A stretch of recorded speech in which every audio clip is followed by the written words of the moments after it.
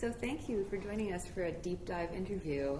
I'm happy to be joined by Larissa Benson, who's done some incredible work in the public sector, in particular in the state of Washington, if I'm not mistaken, helping develop meaningful performance measures, and you've worked a lot in the nonprofit and plural sector, helping organizations understand their impact. So thank you for being here this morning. Thank you, Anita. So I really want to take our conversation in a different place. Certainly we can talk about impact measurement and performance, and that can come up in the course of the conversation, but I actually feel that we share something in common that I'd like to dig a little deeper into, based on some of the material we covered in our first MOOC session, where I spoke about empathy, and I believe that it's really important that people who are working in the social sector on really important social problems connect with what's deeply meaningful to them, and remind themselves on a daily basis of why the work is important and how they can contribute their whole person in alignment. So before we go into that on a more fulsome way, I wanted to ask you a little bit about yourself. Besides the bio, what calls you to the space? Any sort of historical stories about how you grew up or pivots in your life that brought you to where you are to do this work? Thank you. So that should be a great gift, although talking about myself is like my least favorite topic. But of course, as soon as you ask that question, it reminds me of being a student. And I love being a student. And I love learning. And I was blessed early on in my life to be working with some teachers who have influenced me and opened my eyes to what was possible. And it took a long time, really, even though they were very clear from early on, that leadership is not about that sort of charismatic idea that we have about a military leader or an elected leader, that it's really about seeking what you bring to the world, which is in every single human being. And I believe that was expressed to me as early as the age of 15. I am a very ardent learner. I'm very stubborn. I work very hard, and I'm very slow. So it wasn't really until I was in my late 40s that I really woke up to what that meant to really bring your full self to what you have to share with others in the world. That's what leadership means to me. Wow. So how does that manifest in your work now? One-on-one. Every single person that I interact with, I have the privilege of observing the way that people interact with one another, and I really want to work on that particular skill. So that usually means my mouth is closed, and my eyes are open, and my ears are open, and I am watching the exchange of energy between two human beings or between a team, right? A small team. There's something really magical about a group of anywhere from like 4 to 10. And then there's, of course, the paradigm we usually think about leadership, which is one to many, right? The guy with all the answers, or the lady who's going to tell us what's our direction, what's our vision, what's our future. But really in that team dynamic where there are several humans who have decided that together we're going to pool our collective energy, our collective wisdom, our collective muscle to accomplish something. And the sublimation of the individual ego, comfort, all those things have to be sublimated to that goal. But it's not like you're really giving it to the goal. The goal is just what calls you together. You're giving it to each other, right? It's like a little implied contract between each human being on that team. And you can feel when that starts to degrade, right? Those little those little implied contracts. I thought you were going to do that. I thought that's your job, and you can sort of feel when that unravels in the team, and that is bound to happen, right? There's just something about humanity, right? Dust to dust. We're gonna crumble back down. But I'm really keenly interested in how groups and human beings are able to repair that between each other in order to get back on track for that goal. So sometimes that might happen quite naturally because you've got different personalities with different sets of experiences that intuitively know how to bring it back to the right place. But maybe some groups don't. Do you have any tools that you use to help that along? Yes, and just having the tools doesn't always help, right? Yeah. So I think it's actually pretty rare. I think it needs to be learned. So when I say I was a student, I am a student, I will forever be a student. It's kind of hilarious that I'm labeled as a teacher, and I love teaching. Thank you for allowing me that opportunity. But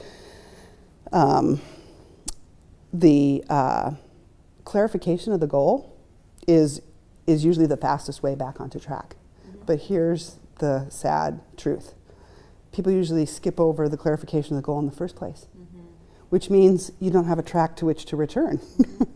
So it's interesting at what point, it can happen at any point. And the goal, the shared purpose is necessarily and importantly worth clarifying and clarifying over, because it is also emergent, right? It's not static. It's not so easy to, we use all these nautical metaphors, right? The North Star and true north and following that. Very, very useful, because you can have a physical understanding of what that means to orient yourself one way or the other.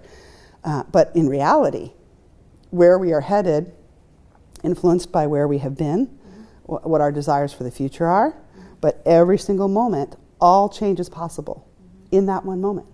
And you use the word pivot. And that is our choice. Every single moment we're at choice. And what, to me, one of the signals that you need to clarify is when you don't feel at choice, right? When you feel trapped. We have to do this. You always, you never, those are usually signs that you've become disconnected with what the shared purpose is, and then usually also disconnected with the human beings who are there to do it with you. I recall my first job in the nonprofit sector. I'd spent my undergraduate degree studying business, and I'd worked for a number of different multinational corporations in marketing and communication, and I made a decision that I wanted to invest my energy and time for the rest of my life in the nonprofit sector. And my first job was working for a local, the Quebec chapter of a national organization that takes calls on a 24-hour free call line from teenagers or kids in distress called Kids Help Phone. Yeah. And I was managing a fundraising campaign for them. Open concept environment. We'd go into staff meetings, and we'd have an agenda, and the meeting would be an hour, and it would take us maybe 15 or 20 minutes to get to the agenda, and it used to drive me batty. And it wasn't until many, many, many years later that I understood, as a result of staying friends with the manager of Kids Help Phone, why that was important to do. And now I see it manifest. That's just a simple example, right? Even in my own work now with the teaching and learning services at McGill, the staff meeting begins with around the table check-in on what's working for you these days and what challenges are you having. And now I value that process because it provides people the opportunity to be humans before employees, and it builds trust and social capital for the group to understand each other as human beings. So I just put that out there, wondering if you have any thoughts on other places where you've seen those dynamics. Of course. When have we had a conversation where we didn't spark 5 other ideas or relational aspects of that? I too went through my own struggle, because when I commit, my tendency is to commit very strongly. It's I make that connection. I'm stubborn as an ox. It's hard to get me off the path, right? So that's my strength. But then, of course, my weakness is I don't necessarily recognize the emergent. I don't pivot or move as quickly. That's just not in my nature. I can work on that. So I too struggled with that. Why are we chit-chatting, right? I'm so, my tendency is to be so focused on the nature of the work that must be done to achieve the goal that I feel the pressure of, oh my gosh, every moment is wasted unless we are doing that. So it was another 2x4 moment for me to understand that the only way we could harness our collective energy toward that was to build strong, flexible bonds between each other in order to do that. Otherwise, we're not going to survive the strong windstorms that are going to we're never going to be bamboo. We're just going to break on the way there unless we have that. Plus, it's fun, right? Plus, it feels good. It is honoring and being honored when you have that exchange of information. And there is a moment to cut it, right? So I've been experimenting lately with a technique that I learned from my friend Jim Benson, no relation, except for on a soul level. No agenda at all. No agenda at all. It is rapidly and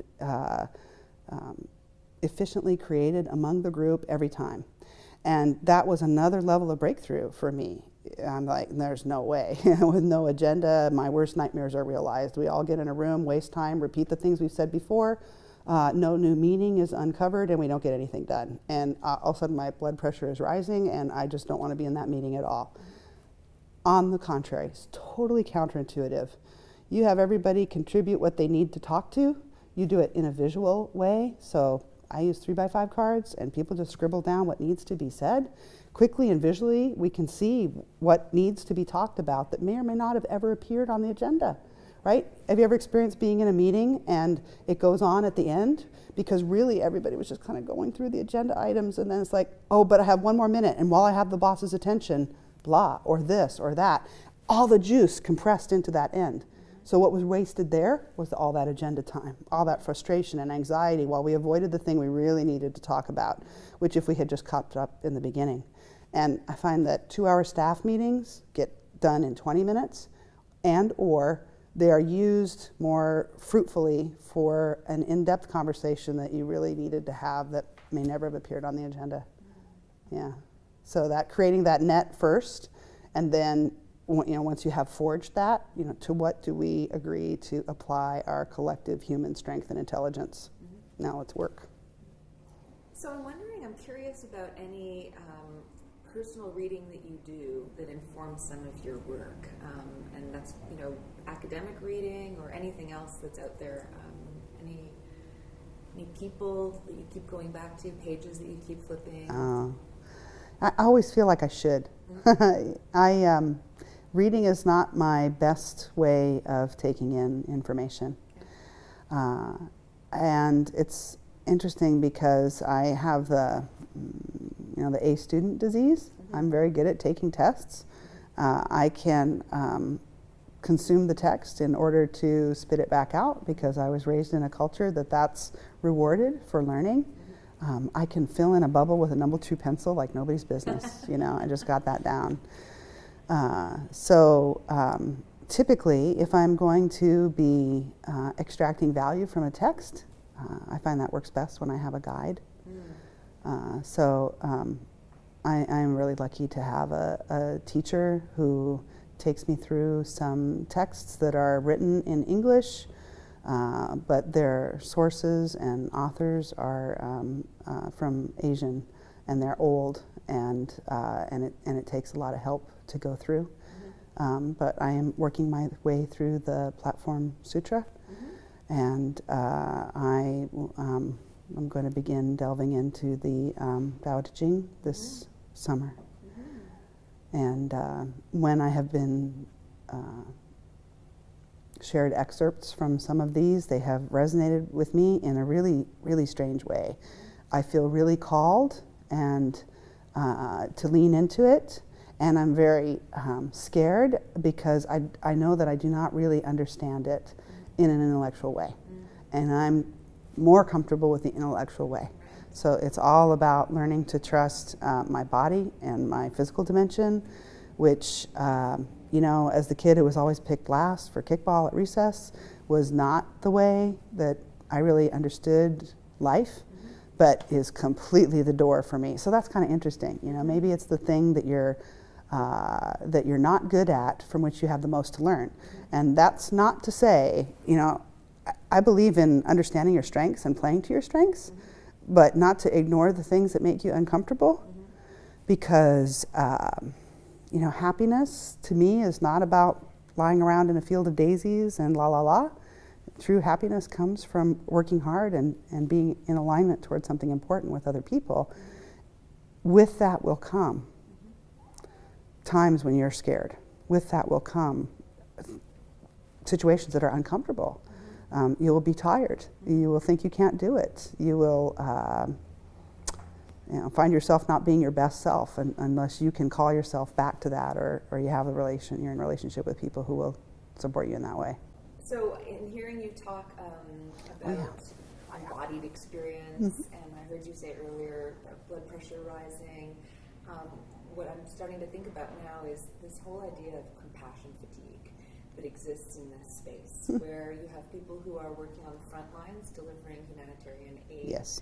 and people who are working with women who have escaped bonded labor, or they've been trafficked,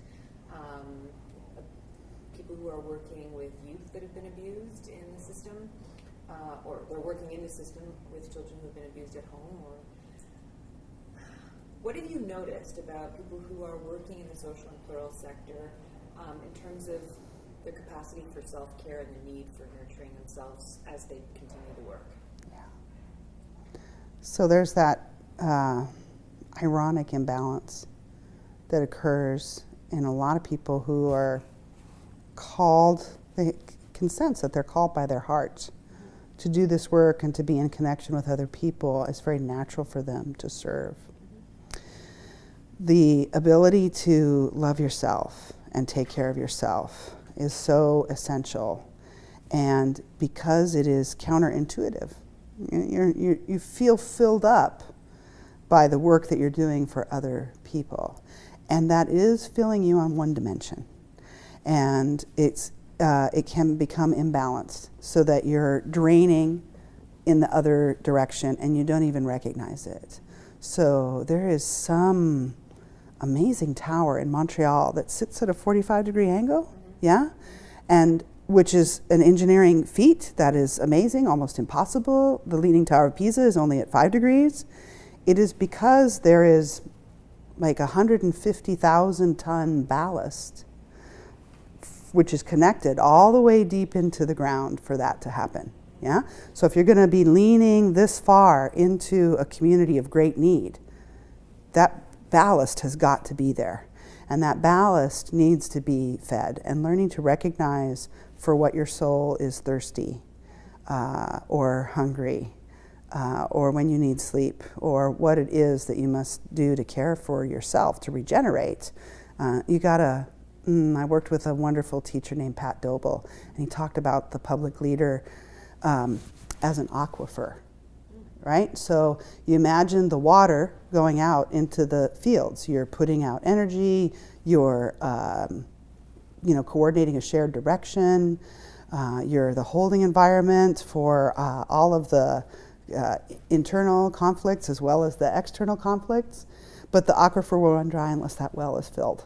And so it talked about the need for leaders to understand how to fill their own, and Ron Heifetz and Marty Linsky talk about the need to create those connections with allies and confidants. So you need to also understand when you're in connection with other people and what they can do for you. And sometimes you think it's your best buddy who's on the front lines, but it might not be.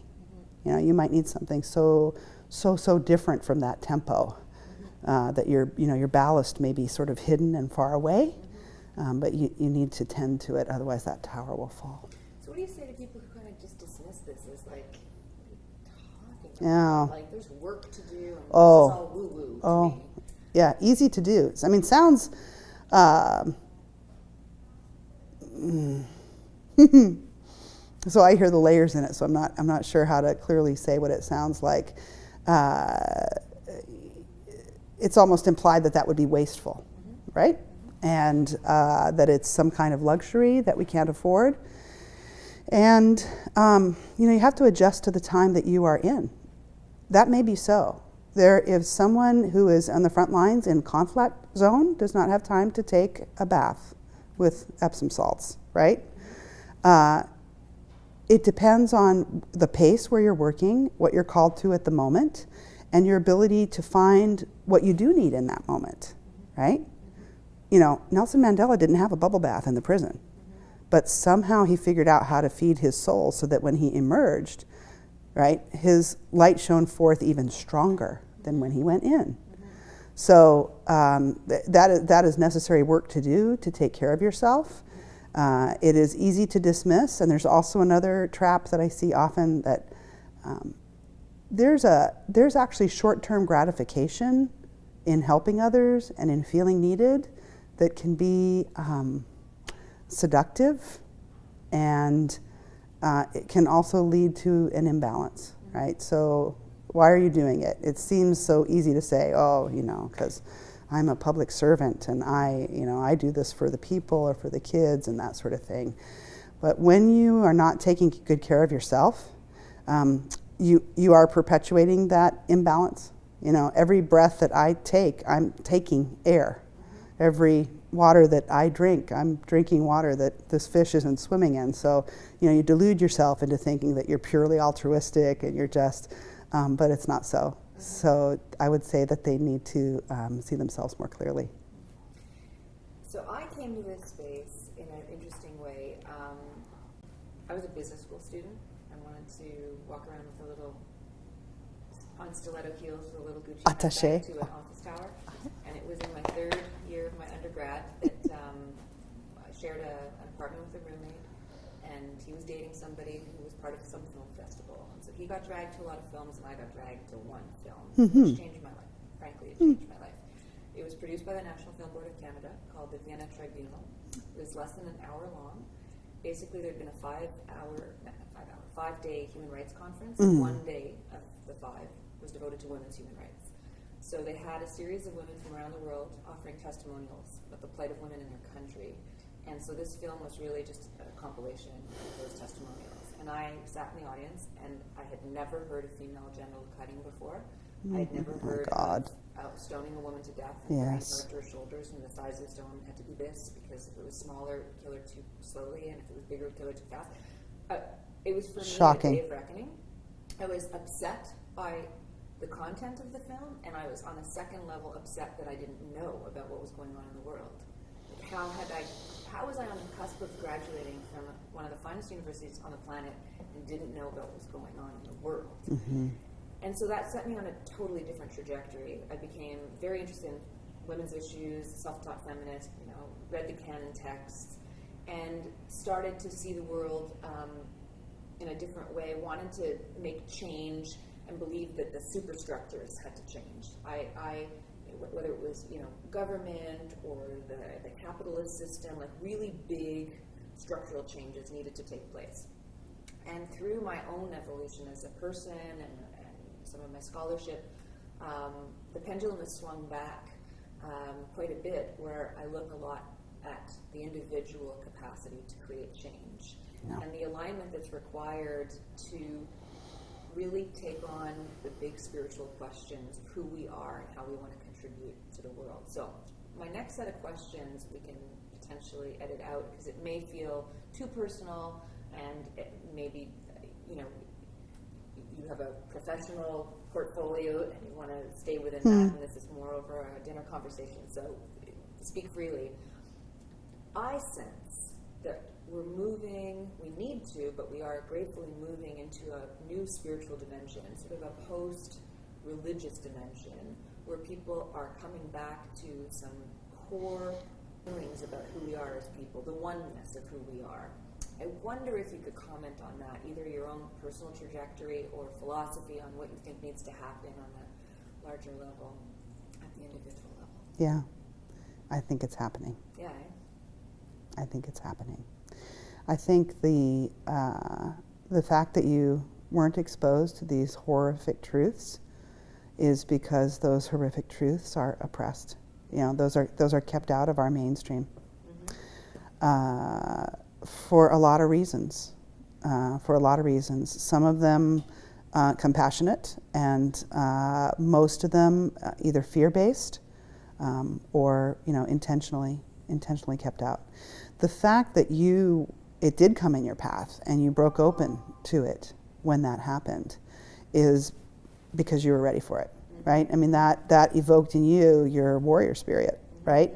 So, one reaction to that could be despair, right? You could say, how awful is humanity? How do we have this within us? what can be done, and give up. It would be a reasonable reaction to that sort of thing. But you didn't. And I think more and more people of privilege are waking up to that. And I think that is a part of a collective phenomenon that is happening at both the individual and the collective level at the same time. And that your individual light and your individual fire has to be ignited, and you don't know. There's no recipe for that. And in fact, I'm kind of amused. There are a lot of seekers out there who are kind of skating around at this level. They haven't gone down to here. And they must find their way to there. They must wake up to that.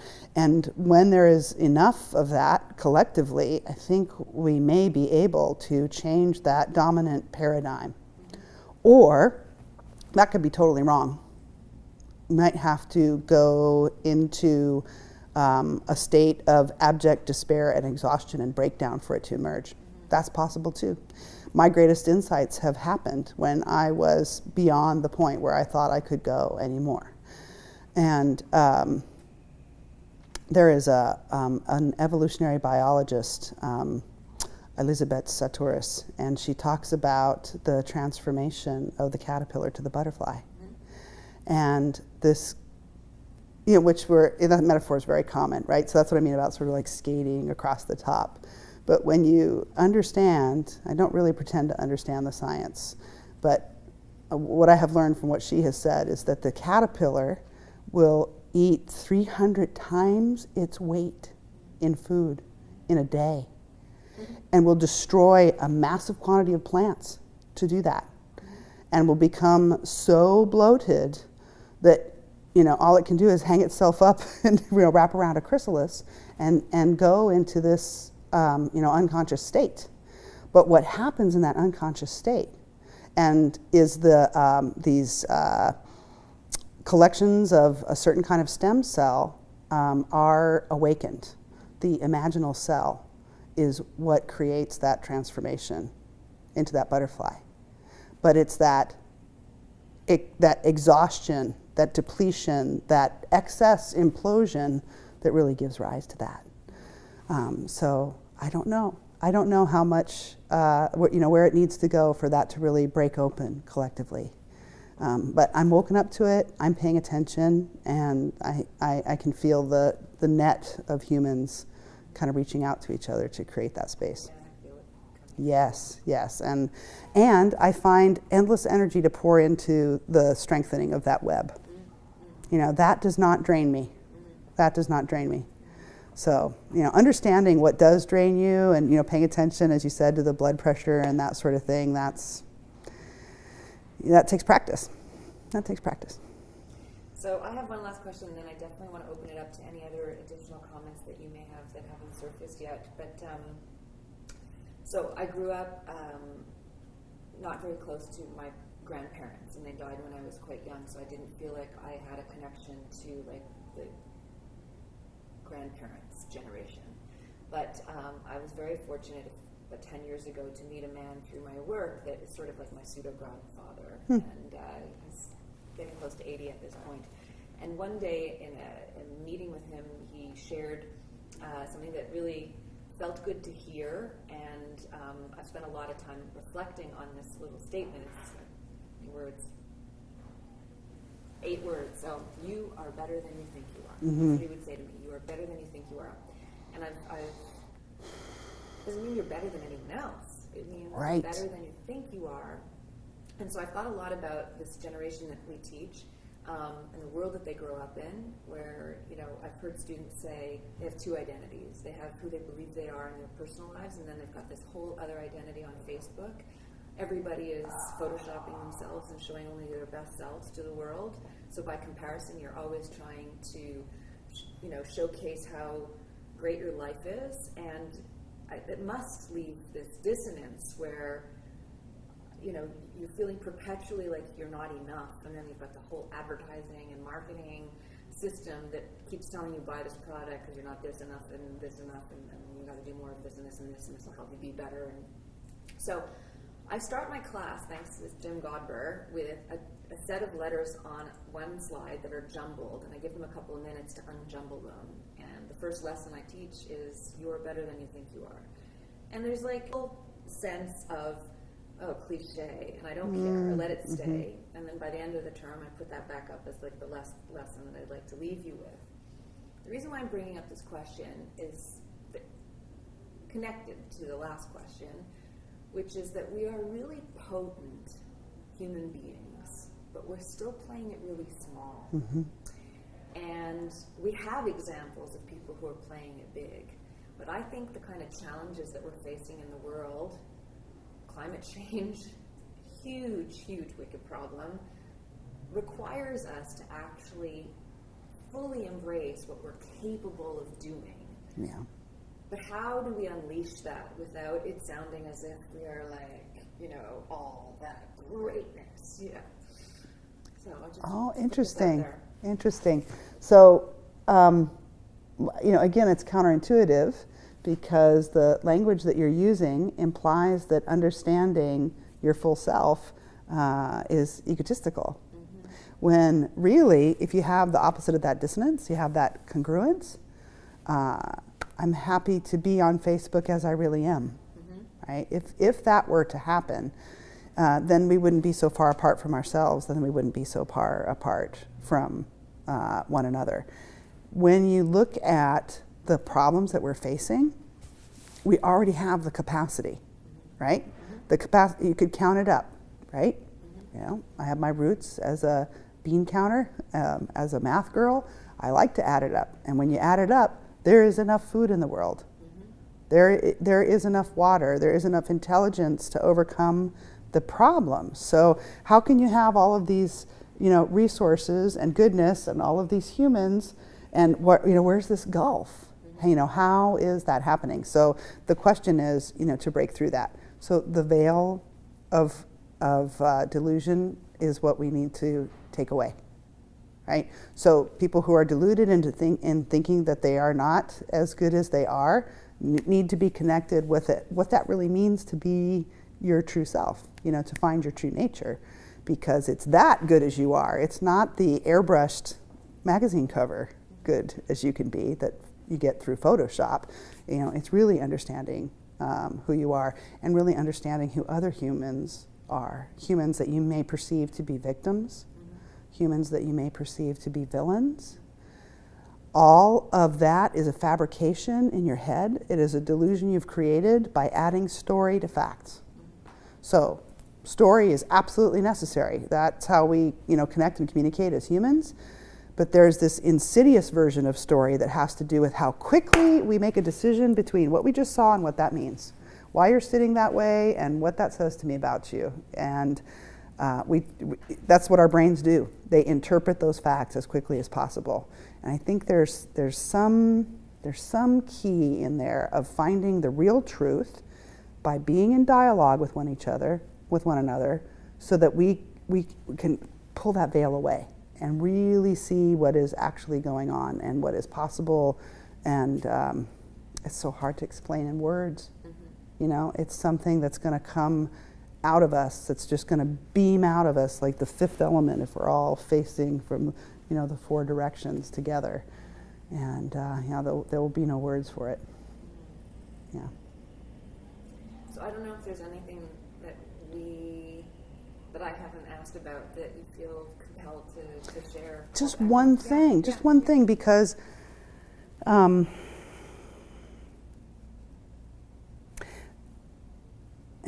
the important things are hard to give voice to. Just that I think the way that understanding is going to happen, that breakthrough is going to happen, one-on-one in a team, when we're all collectively strong enough to embrace even those who have hurt us, because I don't think that it's going to come from the self-realization of those who are the people of wealth and privilege who are oppressing others, right? It's not going to come from there. It's going to have to come from the collection of everybody else realizing their humanity. And I think the key to that is dialogue. And that word is important to me. And that's what I wanted to offer, because I'm groping through my own understanding of what that really means. And I'm noticing, the veil's coming off for me in that. And I'm noticing how often that word is misused, how much it means to people a conversation or talking or debate, like a competitive sort of thing. And it's all about the intention, right? To really uncover meaning, there needs to be some conflict. So, when you're in dialogue, you're trying to discover a meaning that you don't have. You're trying to see facts that other people don't see in another way. So if you're debating because you're in an honest, effort to try to uncover that, then that is dialogue. But if you're just sort of showing off for yourself or each other or trying to win, then that's something else. It's not really dialogue. I imagine you're familiar with Marshall Rosenberg's nonviolent communication. I am.